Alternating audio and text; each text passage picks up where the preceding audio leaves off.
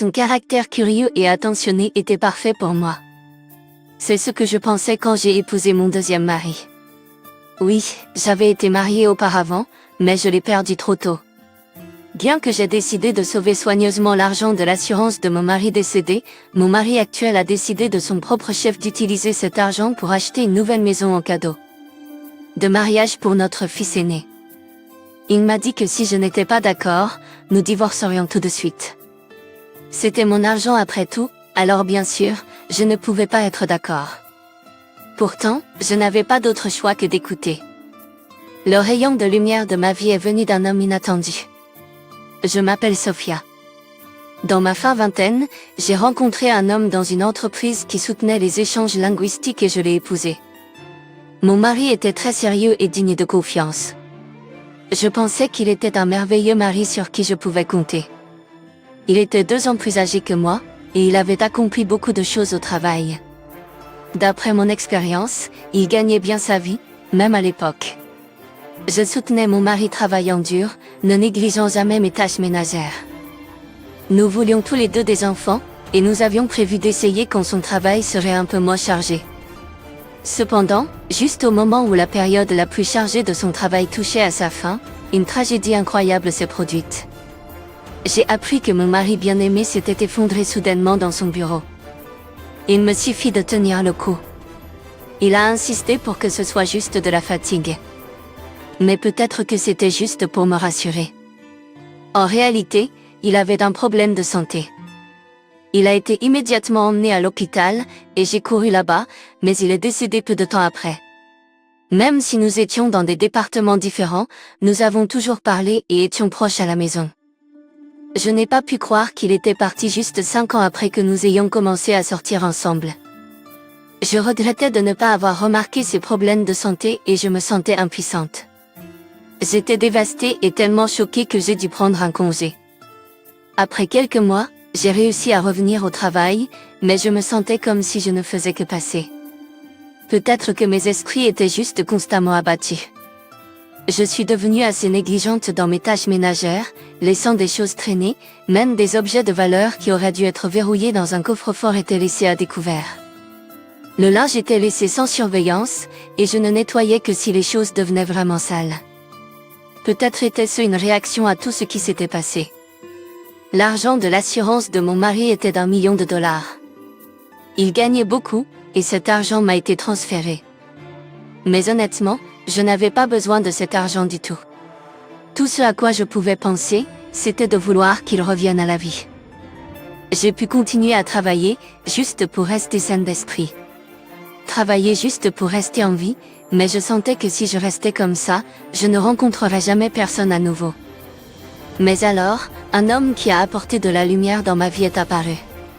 C'était quelqu'un d'une autre entreprise avec qui je me rencontrais occasionnellement grâce au travail. Cet homme, nommé Robert, s'inquiétait toujours sincèrement pour moi. Chaque fois que nous nous rencontrions, il allait même jusqu'à demander « Que as-tu mangé aujourd'hui ? Tu dois manger correctement, tu sais ? Si tu es partant, allons manger un bon steak ensemble. Tu dois garder tes forces. » Il disait « Fais-moi savoir quand tu es libre. J'aimerais que cela se produise le plus tôt possible. » Je devais avoir l'air vraiment abattu pour qu'il le dise, mais sa nature attentionnée me rendait heureux.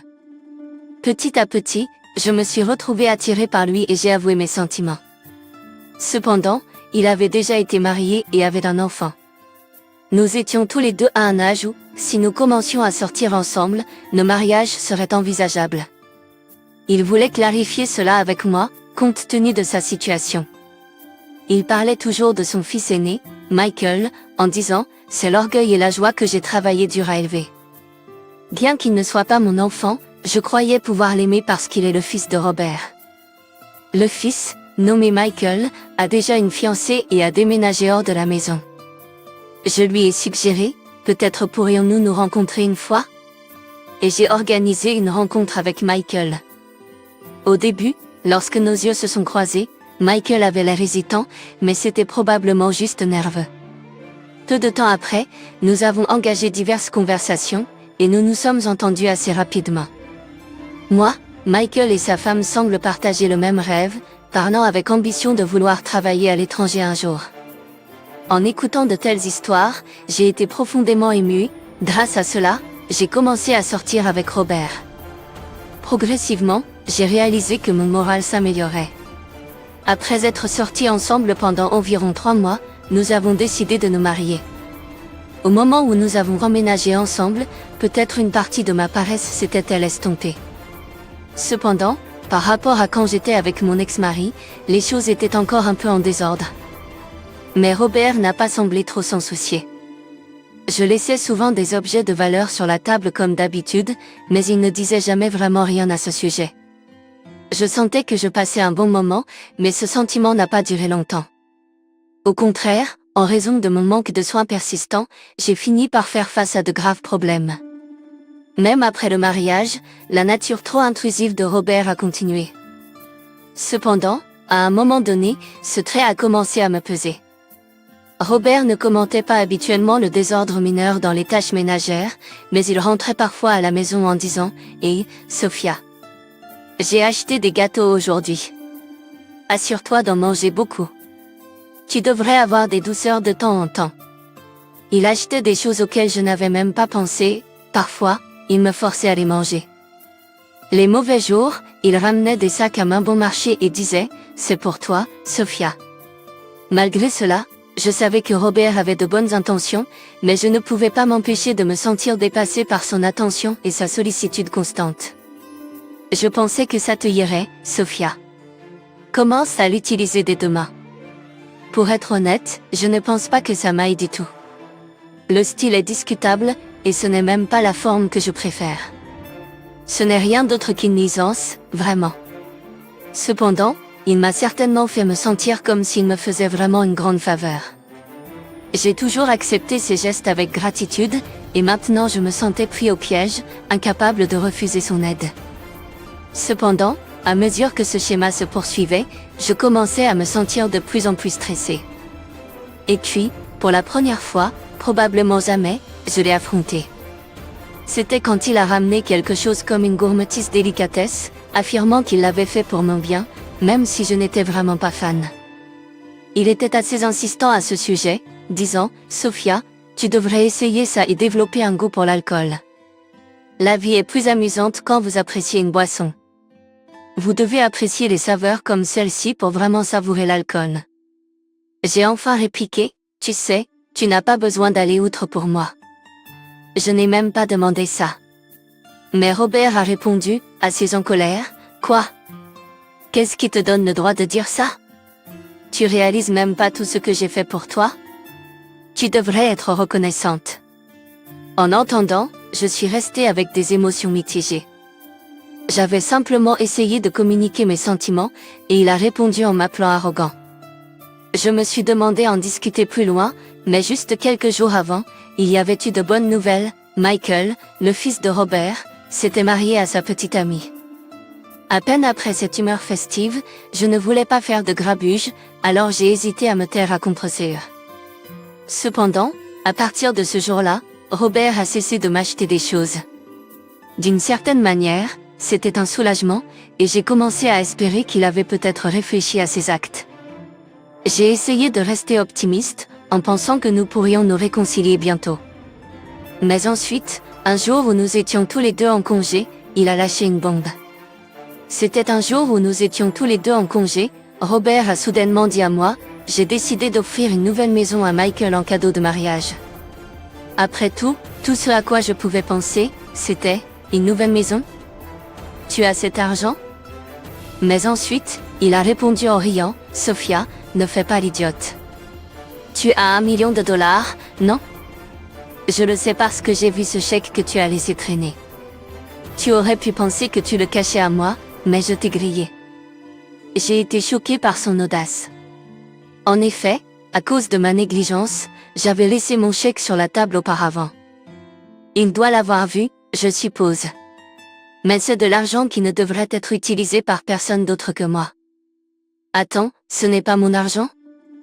J'ai demandé, assez décontenancée. Bien sûr, je me suis naturellement opposée, mais ce qu'il a dit ensuite était juste incroyable. Ton argent ? De quoi parles-tu ? Est-ce que vous savez combien j'ai fait pour vous au fil des années? Je t'ai épousé par bonté de cœur, n'est-ce pas? Tu me dois au moins ça. De plus, c'est pour Michael, qui est presque ton fils aussi. Puisque tu as cet argent, je vais juste l'utiliser. Et sachez que j'ai déjà pris des dispositions pour acheter la maison. Je suis le nom principal dans l'accord, et la seule chose qui reste à faire est de mettre à jour les détails du compte bancaire. Comme s'il l'avait planifié tout le temps.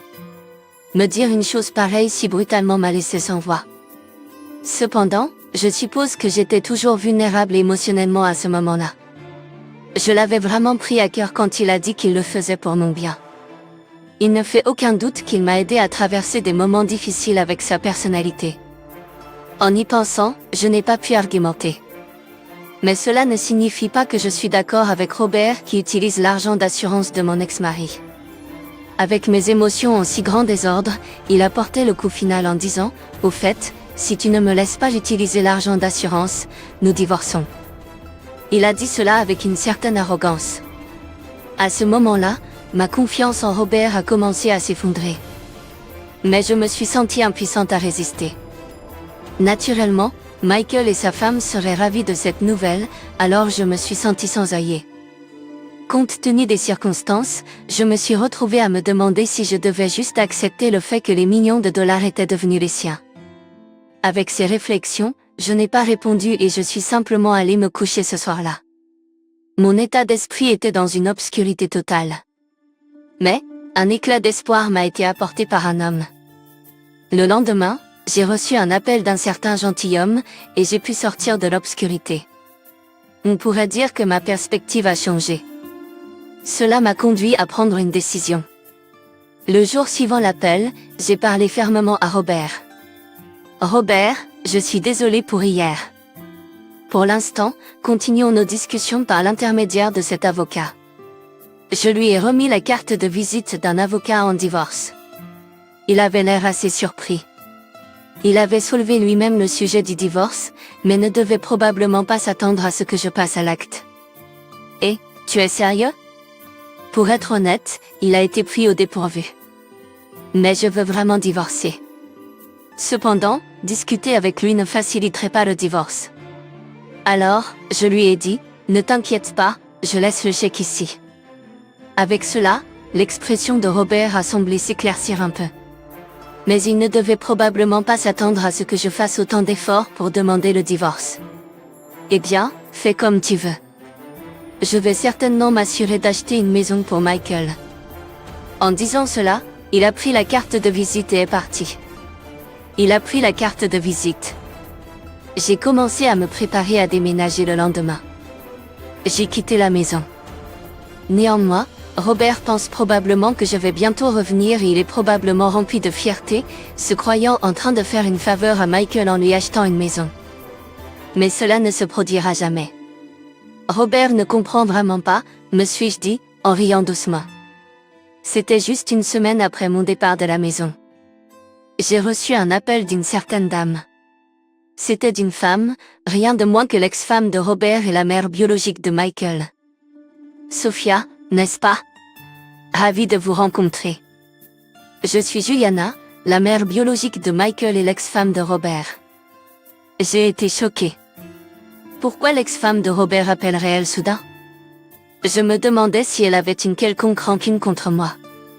Mais non, elle avait en fait une histoire intéressante à partager. Il semble que Robert soit dans une situation difficile. En commençant par ces mots, elle m'a expliqué la raison pour laquelle elle avait décidé d'appeler.